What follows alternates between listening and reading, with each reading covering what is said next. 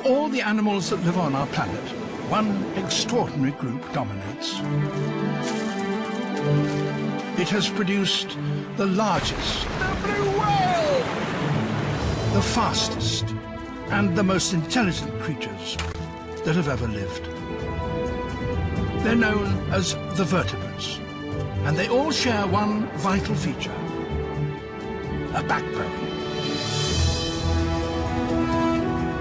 Now I want to travel back in time to explore their ancient origins and investigate the key advances that led to their amazing success. Advances that can also reveal how we came to acquire the characteristic features of our own vertebrate bodies. Jaws that bite, lungs that breathe, ears that can hear. Because the story of the rise of animals is also the story of how you and I came to be as we are. I will find evidence in a series of spectacular fossil discoveries around the world and within living animals. There's it. With the latest scientific analysis, we can bring our ancient ancestors back to life and understand how over 500 million years they developed the bodily features needed to master the seas, colonize the land, and take to the skies. This is the story of the rise of animals.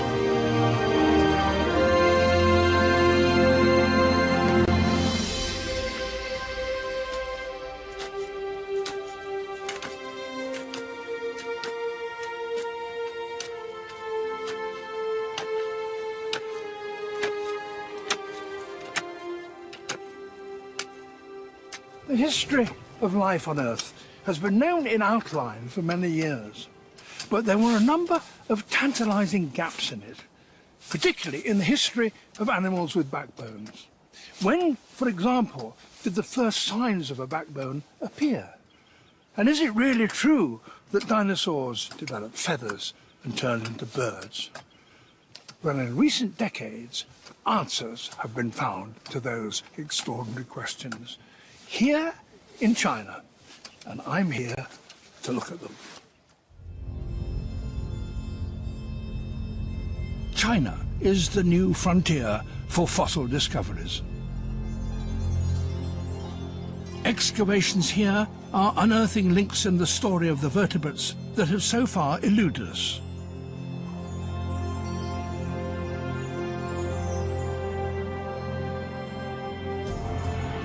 I have long wanted to see this sensational evidence for myself. I will be travelling to the frozen north of the country and to the capital, Beijing. But to search for the first step in our journey, I'm heading south to Yunnan province.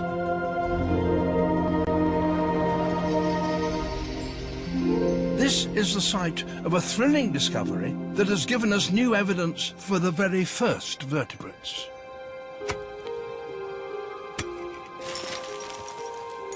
Excavators here are exposing a rich seam of rocks known as the Chongjiang fossil beds. Remarkably, they contain the remains of creatures that once swam in the ancient seas 525 million years ago. Paleontologist Ho Xiangguang was the first to discover the unique features of these beds, an astonishing perfection of preservation. These mouth parts. Yeah. That's very beautiful. You can see it's got striations on it. To find complete bodies like this is extremely rare. When an animal dies in the sea, normally bacteria destroy the soft parts very quickly, so that all that we can find afterwards are the hard parts, bone or shell. Why that didn't happen here in this particular part of this particular sea is something of a mystery. It may be something to do with the lack of oxygen. But whatever it was, it has given us a privileged view into one of the most exciting chapters in the whole history of life. The beds have so far yielded over 200 separate species. This was a time period known as the Cambrian. The land was still bare and lifeless, but underwater it was exploding into a multitude of forms.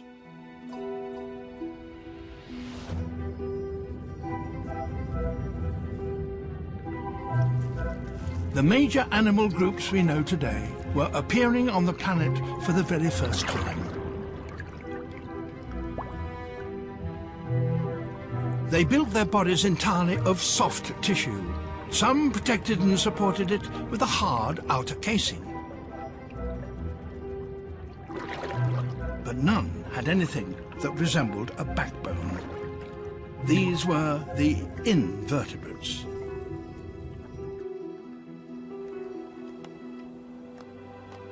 Then Professor Ho and his team found one intriguing exception.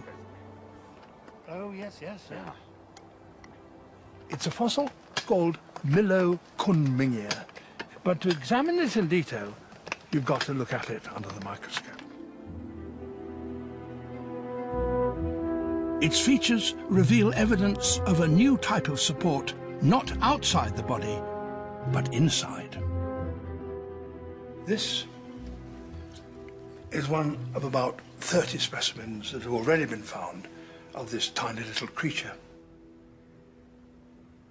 Under the microscope, it contains an extraordinary amount of detail. Those marks are marks that have been made by the excavator's needle. This is the animal itself. This is its head, the top of its back. And nearly every one of them have these two little black spots at the front, eye spots.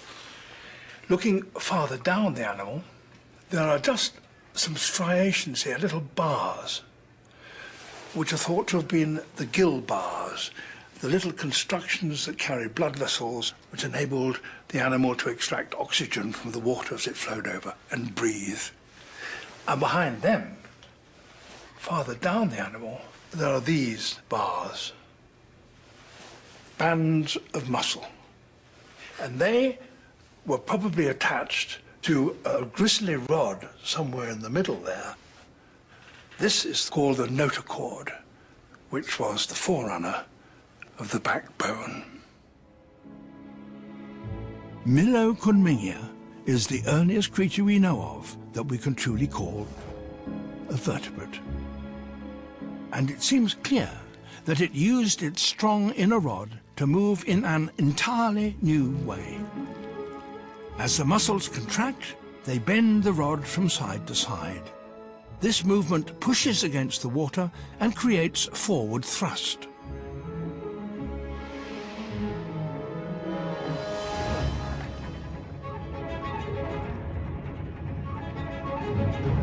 Here was a revolutionary new way to get around.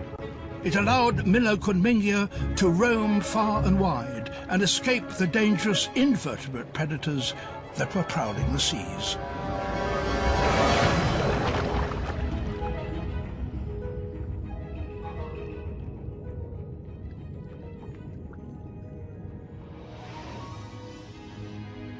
The vertebrates would diversify over millions of years to create the spectacular variety of backbone creatures we see today in every environment on the planet.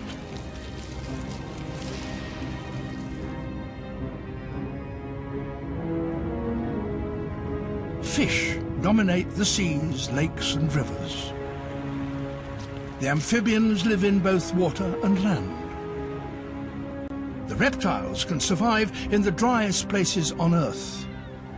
The birds rule the skies. And the mammals have insulated their bodies to adapt to every climate. We humans have used our greater intelligence to overrun the planet. This astonishing journey was built on a series of key evolutionary steps that helped our ancient ancestors to exploit their environments and overcome huge challenges. The first of these advances was the development of that inner support, the notochord. Back in Europe, you can find a creature that represents the next critical step in our story. It lives unobtrusively and often ignored in British rivers. And it sheds light on the challenges those first vertebrates faced. Ah, there it is.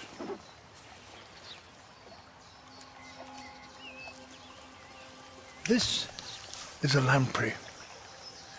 You might think at first sight that it was a kind of fish, but it's not. It's something much, much more primitive. It has no fins, and even its tail is nothing more than a flattened blade. But what is most remarkable about it is that it doesn't really have a true mouth. Its mouth is just a simple hole with little bristles about it. And it feeds by sucking in water through that mouth and then filtering out little particles of food. So this little animal takes us right back to the time when the first animals with backbones appeared on Earth. It's a true living fossil.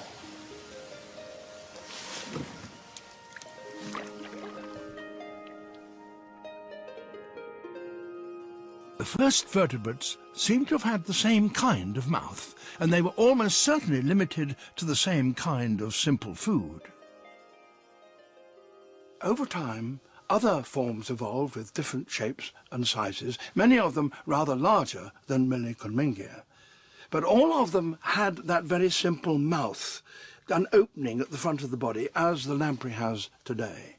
If the early vertebrates were going to really take advantage of the variety of food that was available in those early seas, they were going to have to develop a much more complex and powerful form of eating machinery. Scientists on the east coast of the United States are seeing evidence of this evolutionary advance, not in fossils, but in living creatures. Maine, New England.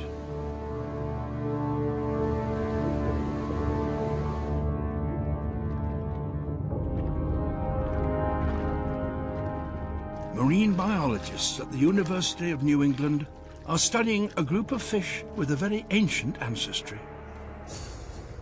They build their skeletons with the same strong material that formed the gristly rod of the first vertebrates, cartilage. They're the sharks, skates and rays. This group appeared among the vertebrates over 420 million years ago. And that means we can use them to examine the development before that split of a remarkable piece of engineering that changed the course of evolutionary history. The jaw.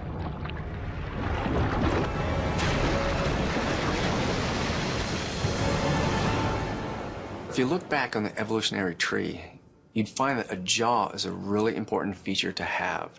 And it's one of the features that have made skates and sharks apex predators in the environments in which they live. A jaw hinged to the skull brought the new ability to grab food, then rip or grind it into digestible pieces. But where did this amazing piece of equipment come from? Scientists have found an answer by studying the way living vertebrates develop as embryos. Skates lay their fertilized eggs on the seabed inside leathery cases called mermaids' purses. Scientists can open these up and observe them as they develop, fed by a generous supply of egg yolk. This skate embryo has a simple structure shared by all embryonic vertebrates that served as the basis of the first jaw. What we see are these folds. And what's really interesting about this is that this skate is in about 4 months of its development. And if we take a close look at another vertebrate, we can see it looks very similar. Here we have the head, as you can follow down to the body. We also see the folds. Now this is actually a human being. It's thought that the embryos of the earliest vertebrates looked much like this, and that each fold developed into a gill. In a skate embryo, the folds furthest from the head keep to their original purpose and form the rigid arches of its gills. But the nearest fold has been adapted to form an upper and lower jaw. In a human embryo, the lower folds develop into structures that include the larynx and the throat. But the top fold, once again, constructs the jaw.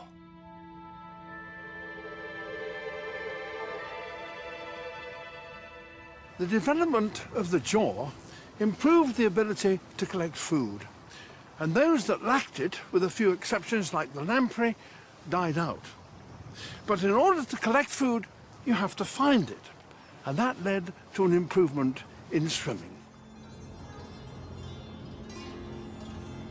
In the Chinese capital, Beijing, I've been given special access to a newly identified missing link. This tiny fossil holds clues that are just fragments and hard to spot, but it's the earliest example yet found of a creature with 2 pairs of fins. It's called Para-Yunana lepis, and it's about 410 million years old. Its front part, like many other fish at the time, was covered by armor plating to protect it from predators.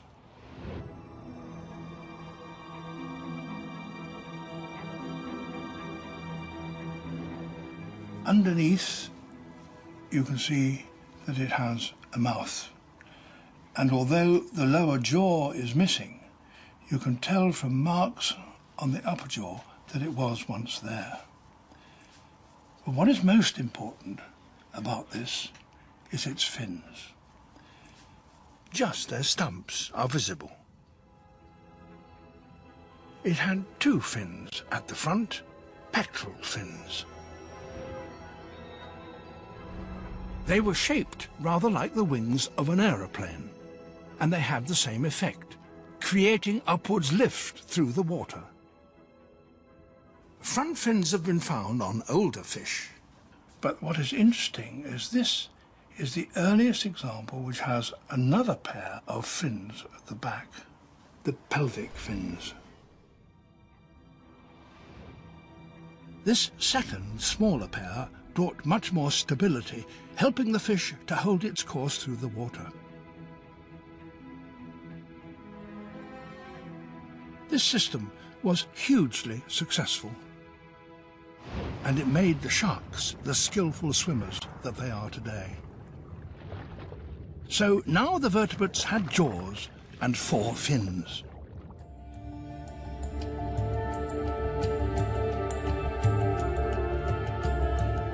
To see evidence of the next crucial development, I'm heading out onto Lake Fujian in southern China. These waters are home to living descendants of a group that developed a new kind of inner support, a support that would have huge significance for later life.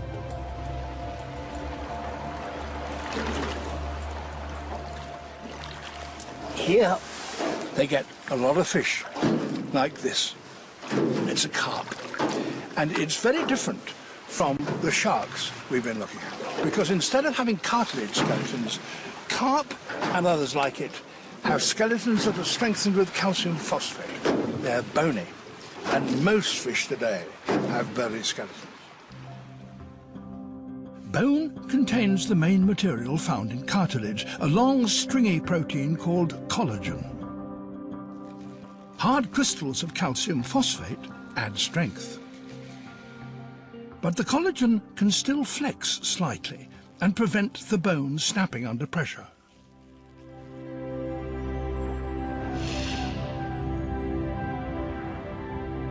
These bony fish could subject their skeletons to the far greater forces that come from increases in speed and agility. They added mobile, fan-shaped fins and assumed a multitude of different forms.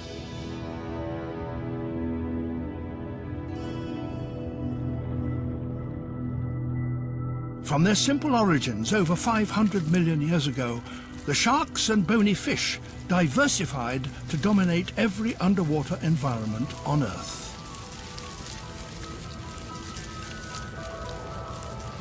There are over 35,000 species alive today.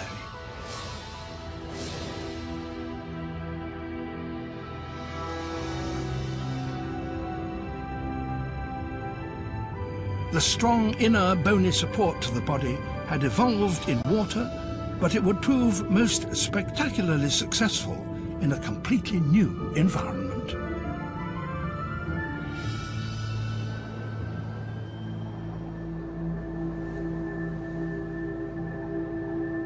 For most of the Earth's history until now, the land had been empty and barren.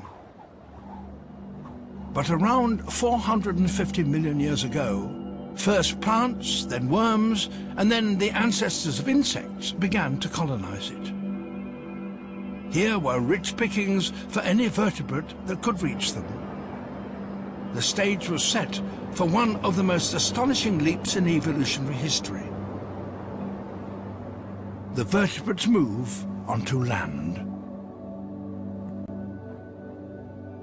But to achieve this remarkable feat, they would need to make a major modification. To move around on land without the support of water, these fish needed a way to lift their bodies up from the surface of the ground. They needed limbs. Scientists have recently found the earliest evidence for this key moment in Eastern Europe.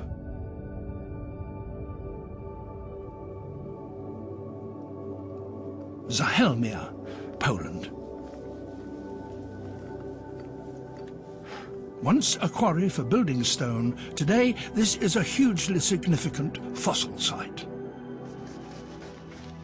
But paleontologist Per Alberg and his team aren't looking for bodies. They're looking for the marks the bodies left behind.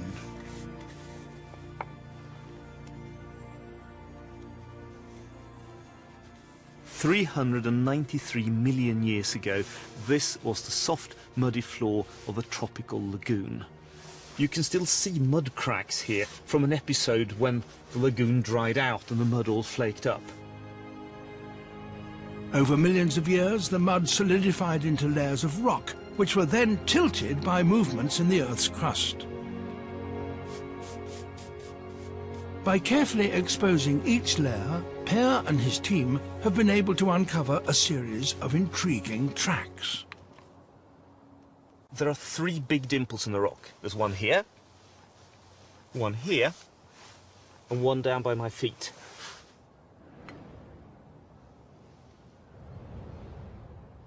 These are not erosional hollows. It's not like rock has been scooped away. Something's been pressed into the surface of the mud while it was still soft.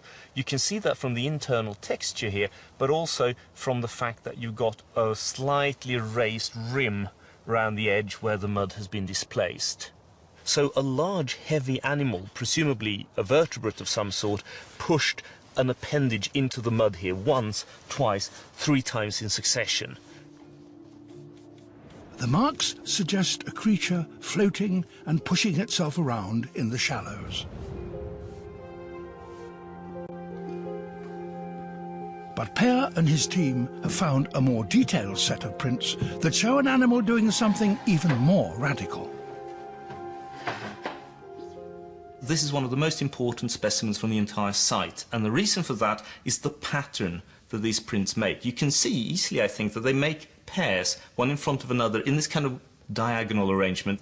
In order to be able to produce this, you need to have limbs that stick out to the side and which can be swung forwards and backwards rather freely while you're flexing your body from side to side. Then you can generate this kind of pattern. A fish crawling trace would not look like this. Another extraordinary slab has even preserved the imprint of what Pear believes is a fully formed foot, complete with toes. So how did the vertebrates make this astonishing transition from fish swimming to animals with 4 legs walking on land? In search of clues, I'm heading to London and the Natural History Museum, home to the largest collection of plant and animal specimens in the world. I'm here to see the remains of an ancient creature once hailed as a missing link that would answer such questions. This is a type of bony fish called a coelacanth. Its fossilized skeletons have been found in rocks even older than those in Poland. Its fins have an intriguing feature not seen in other kinds of fish. Their base is a rounded, fleshy stump that looks tantalizingly like the beginnings of a leg. So scientists thought that this might well be the ancestor of all land-living vertebrates. And then a sensation. A living coelacanth was hauled up from the depths of the Indian Ocean, and the museum has acquired several of them. Here is the body of a baby coelacanth. The coelacanth female retains the egg in her body until it's fully developed. There's its yolk sac, and here's its fin. And you can see this fleshy base to it here, and then its fin rays. The question is, was that strong enough to enable a fish like this to haul itself out of the water and up onto land?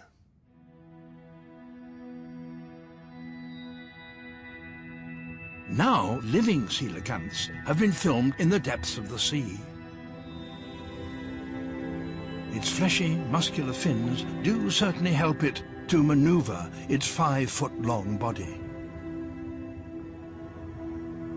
There is even the hint of a walking pattern.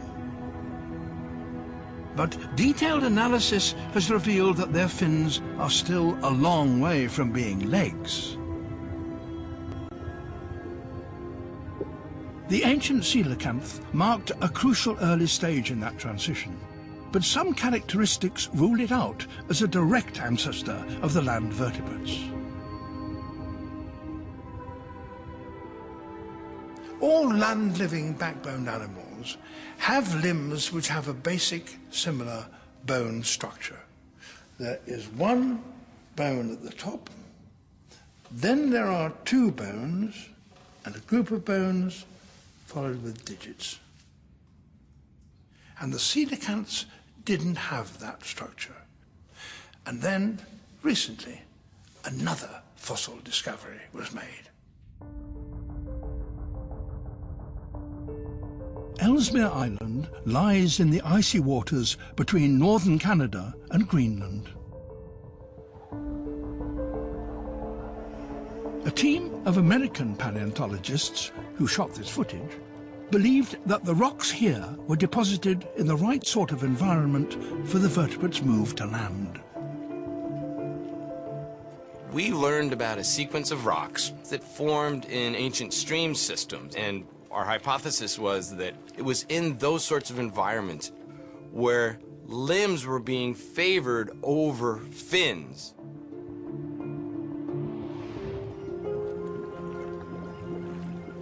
The arrival of plants on land had stimulated a surge in life in and around freshwater swamps, and this created new opportunities for the fish that lived here.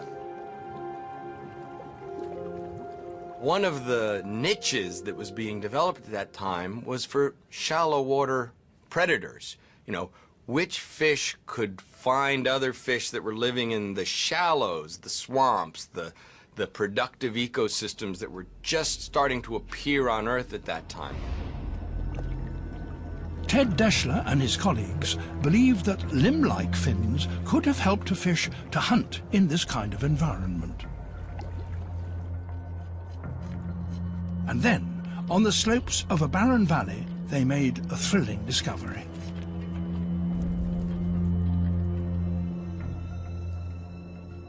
This was the fossil that got us really excited. We couldn't have dreamed, actually, that we would find something as well preserved as this one. It's about the front 2/3 or half of the body. As you can see, a very complete skull and a large piece of the body, including parts of the fin. The team found features that matched the profile of a shallow water predator. Eyes placed on the top of a flattened head, and ranks of sharp teeth. They gave it a local Inuit name, Tiktaalik. We can now work out from its bones how Tiktaalik moved around in those swamps and shallows.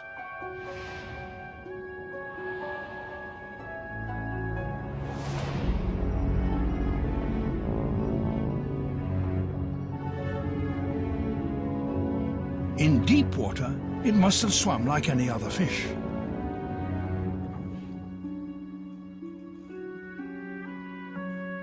But further examination of its bones showed that it could also move its body in a far more radical way. One of the really amazing aspects of Tiktaalik that we've noticed is this evolution of the neck. There was not a rigid connection between the skull and the rest of the body. Tiktaalik is the first vertebrate we see that has freed up the neck. And when you think about it, all limbed animals, including ourselves, would not be able to move our head independently of our shoulders if it were not for these innovations that were occurring in a form like Tiktaalik. A flexible neck allowed Tiktaalik to point its jaws at its prey when space was too cramped to maneuver its whole body. But it was the fins that provided the team with the most exciting evidence. Behind the spiny rays, there were lobe-like stumps like those of the coelacanth. But Tiktaalik's bones revealed a pattern that was much closer to the basic structure of limbs. We learned a lot about the fin of Tiktaalik from this specimen. Now, this is a cast of all the different bones that we found in association, including the shoulder girdle here. But that is the complete fin skeleton from the front fin. So I'm a lobe fin fish. Here is my front fin. We call it a limb now. But here is Tiktaalik's front fin. We've got a shoulder joint. And it's very important that there's a shoulder joint which is oriented a little bit laterally, a little bit down in Tiktaalik. Very different from an animal that's just swimming with its fin and paddling along. This fin seemed to be oriented beneath the body. So this is the humerus. We all have a humerus. That's the first bone in the front appendage. We have a ulna and a radius. So you and I, all limbed animals, have an ulna and radius. We have some wrist bones, and we actually then have something which, like a wrist, could bend together and allow this fin to sit down and to contact a surface with a surface area. And so when we see all of these features, we see a structure which is very much like our limbs. So here is a fish using its fin in a very limb-like way. Tiktaalik's heavy-duty fin still helped it to swim. But if it hit the shallows, the bones and joints would help to push itself up and punt around. But this new limb didn't just help mobility in the water.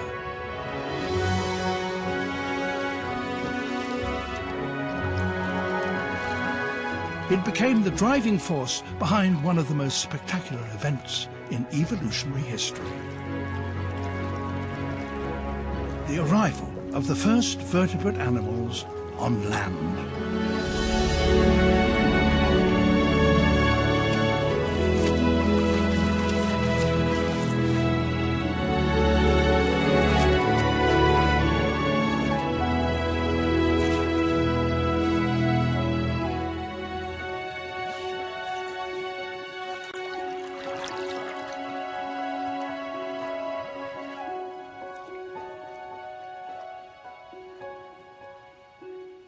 Over time, creatures evolved that spent most of their time out of water. They formed a new group we call amphibians. And to survive on land, they had to solve a new challenge. They had to be able to extract oxygen not from water like their fish ancestors, but from the air. Fish use gills to absorb oxygen into the body. In air, gills quickly dry out and stop working.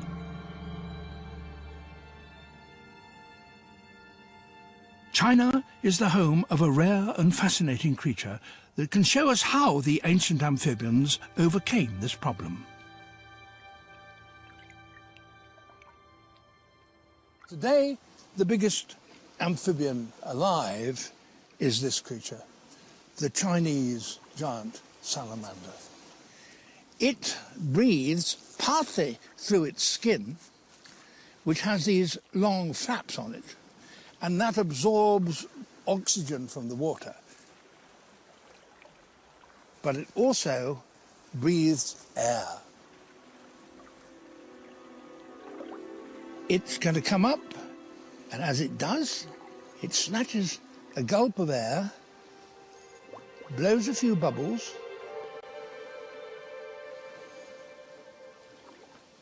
and sinks down again. Its jaw acts as a pump, forcing air down into the body. Here, oxygen is absorbed into the bloodstream from two inflatable sacs with permeable walls, lungs. Because they're enclosed inside the body, they don't dry out. The lungs it uses are just simple pouches coming from the back of the throat. But nonetheless, they were the first kind of lungs that animals had, the forerunners of the air-breathing organs that all of us land-living vertebrates now have.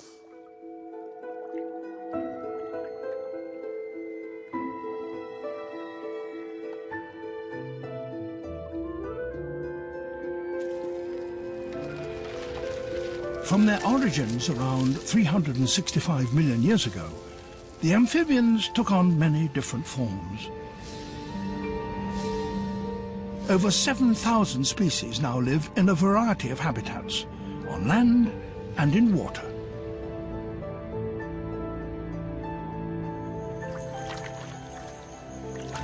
They include salamanders, frogs,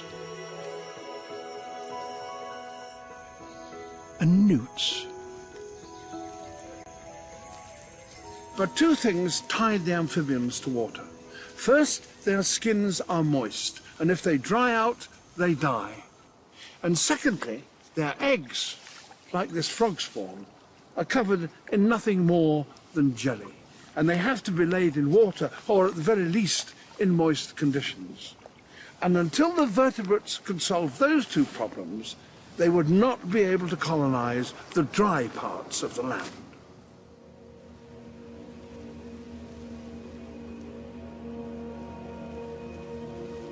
Then a group of pioneers appeared with an amazing new feature to their bodies. We can find the evidence for this next step by looking at animals that can survive far from water today.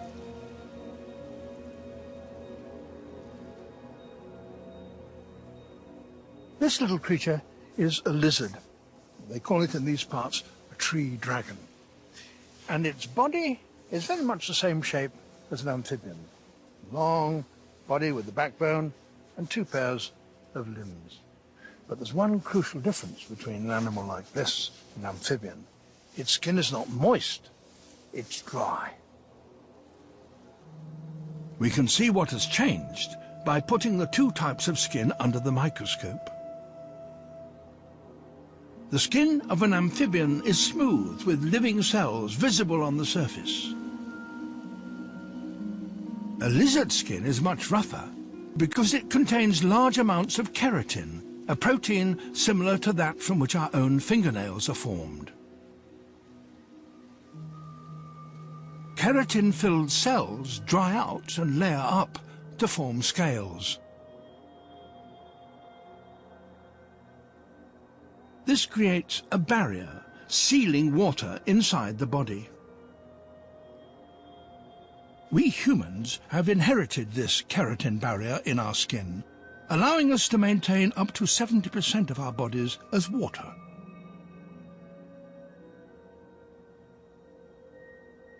Animals with this body plan became a huge success. They evolved into a great number of species, big and small. We call them reptiles. But the reptiles still had to overcome a second challenge: how to lay their eggs out of water.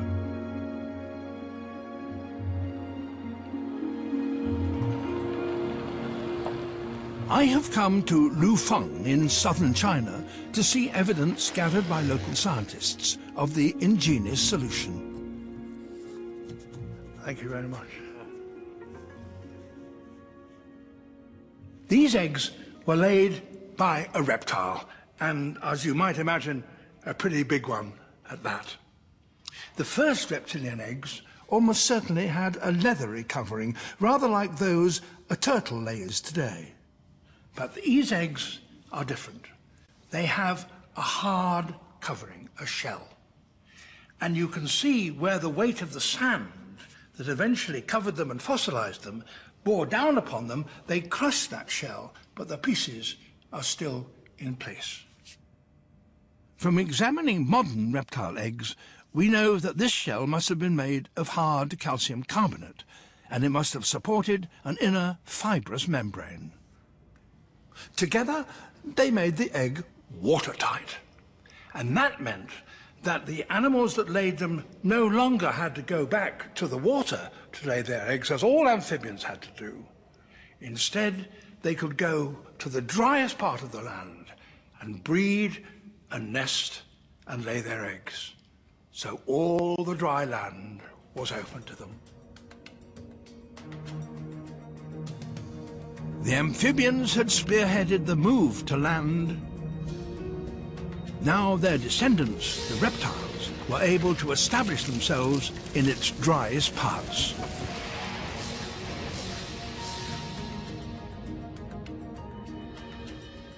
Over 9,500 species now inhabit our planet.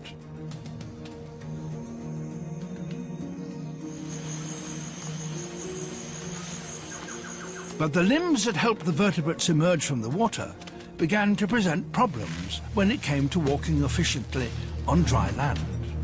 Because they projected sideways, it took a lot of effort to hold their bodies off the ground.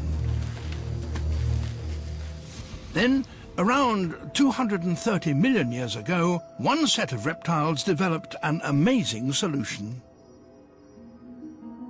These eggs were laid by an animal belonging to the most successful of all reptile groups, a group that dominated the world for 100 million years, the dinosaurs.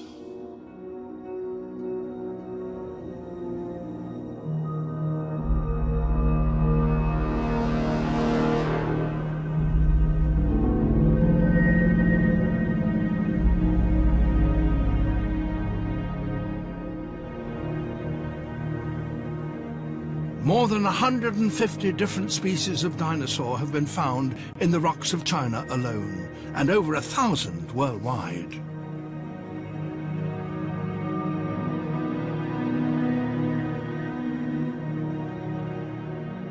And they too depended on a crucial advance. a radical modification of the bone that connects the leg to the body, the hip.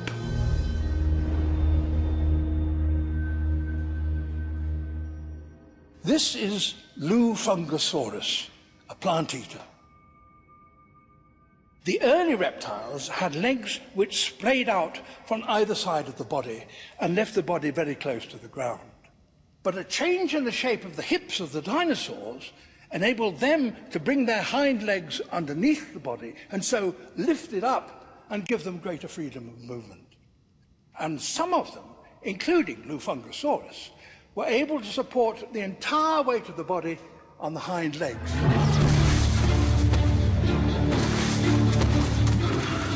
This new hip, along with sturdier leg joints, allowed the dinosaurs to take longer strides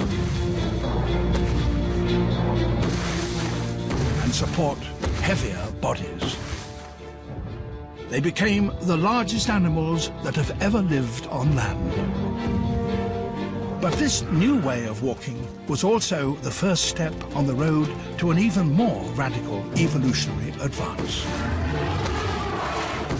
It was from this group of two-legged dinosaurs that there came a truly astonishing development that we are only just beginning to understand, and that was to lift the vertebrates to a completely new level. The backbone animals had colonized the seas and invaded the land. But there was one final habitat to explore: the skies. Another extraordinary Chinese fossil bed is providing the missing evidence for one of the great mysteries in evolutionary science: the intriguing link between dinosaurs and birds.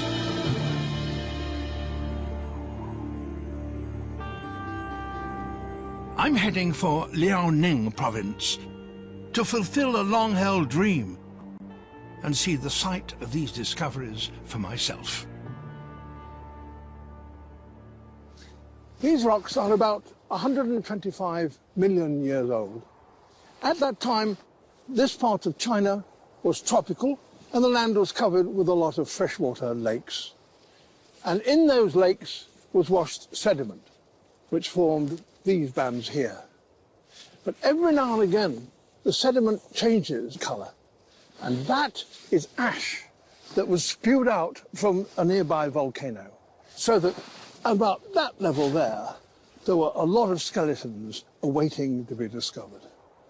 And when they were discovered, they revealed some sensational facts about dinosaurs, the most sensational for a very long time. This fossil was one of the most remarkable to emerge. A two-legged dinosaur about the size of a cat. It's been named Sinosauropteryx. Its discovery revealed an intriguing feature never seen before on a dinosaur. Up its tail and down its back, a covering of what looks like fur. Fresh finds have revealed that a wide range of two-legged dinosaurs had skin covered by very similar hair-like filaments. But what were they for? In Beijing, there are the crucial specimens that answered those questions. This is one of the world's leading institutions in the study of dinosaur evolution.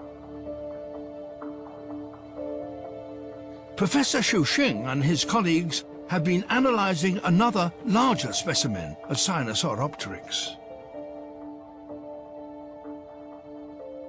It too retains traces, just fragments of the mysterious filaments. If you look at near the tail, the dark things there near the tail, they are single filaments, just like our hair. It's very, very simple. Xu Xing has been puzzling over their function. Together, these filaments create a covering like fur. So the most likely answer is that they serve to keep these dinosaurs warm. But detailed examination has suggested an additional and very different function. experts at the Institute have taken minute samples and examined them under powerful magnification. They contain intriguing structures. Some are lozenge-shaped, some spherical. Investigators identified them as melanosomes, microscopic capsules that contain pigment. They would have given the filaments on Sinosauropteryx's tail colour. Based on our analysis, you see stripes, one like a white, brown, white, brown. Really? Yes, definitely is a beautiful pattern. Of course, you can see, oh, that's maybe for display or communication or... Do we know how it held its tail?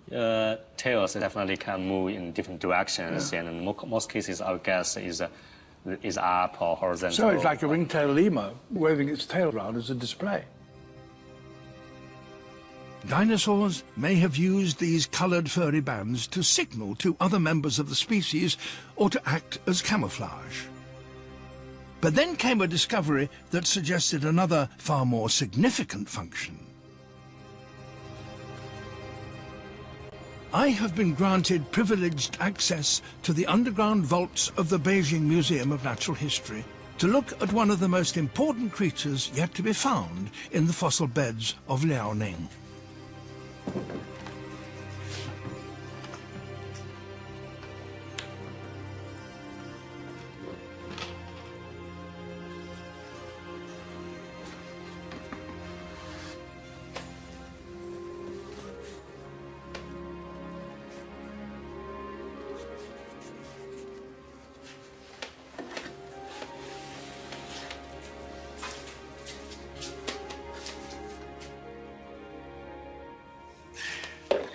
This is Anchiornis, a creature that's clearly a dinosaur. It's got powerful legs here, ending with toes with sharp claws on them. And its head, which has been detached, lies here, upside down, but you can see the jaw, which has teeth in them. But what is spectacular about this particular specimen is the perfection of the preservation of these structures. They show that the simple filaments have developed into something far more complex. The central stalk has tiny strands branching out on either side. The filaments have become feathers. Analysis of them has shown that the crest here on the head was a rufous red colour, and the body feathers were striped black and white. There are feathers all down the legs. And looking at the density of them on the forearms here, it does look very like a wing. So the question is, could this animal fly? Could this be the moment when a dinosaur became a bird?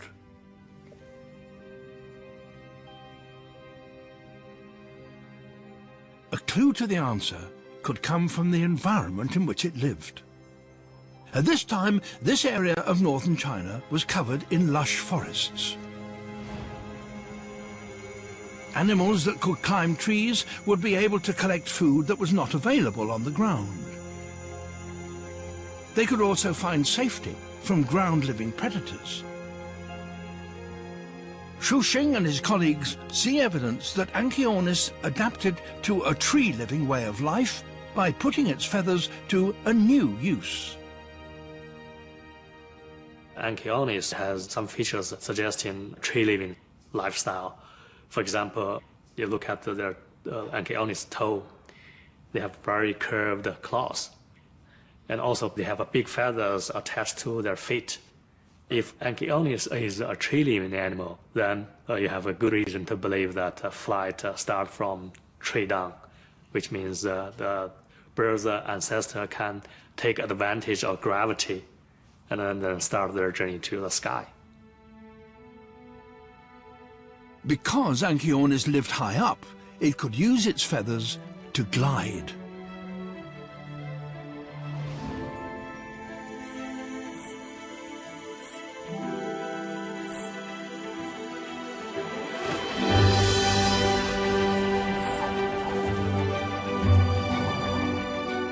It must have needed all the feathers growing along its front limbs, hind limbs and tail to create a large enough surface to catch the air and slow its descent.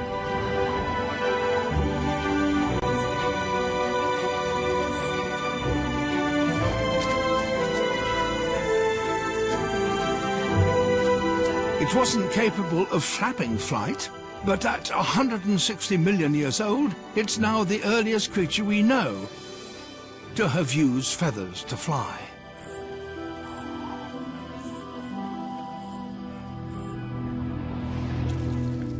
The gliding dinosaurs would eventually give rise to a whole new group of vertebrates: the birds.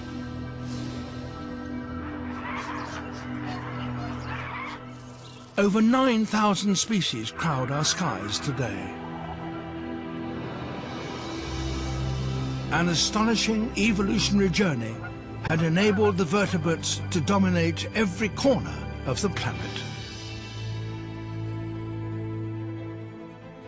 It was a journey that began in the Cambrian seas over 500 million years ago, and that led to the development of a set of body parts that we ourselves would ultimately inherit.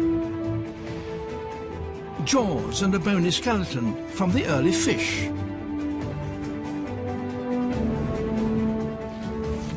Limbs and lungs from the amphibians. Watertight skin from the reptiles. By the time the birds appeared on the planet, the early pioneers of another major vertebrate group had also evolved. At first, they were tiny, but they were destined eventually to dominate the Earth. They were the mammals. Most, I dare say, were little better than snack food for the dinosaurs, but all that was about to change.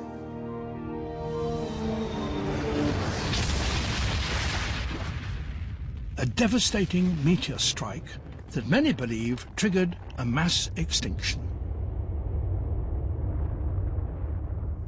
We don't know exactly what happened, but certainly 65 million years ago, all the dinosaurs disappeared. But some of the birds and mammals survived, and with the bigger dinosaurs gone, the world was up for grabs.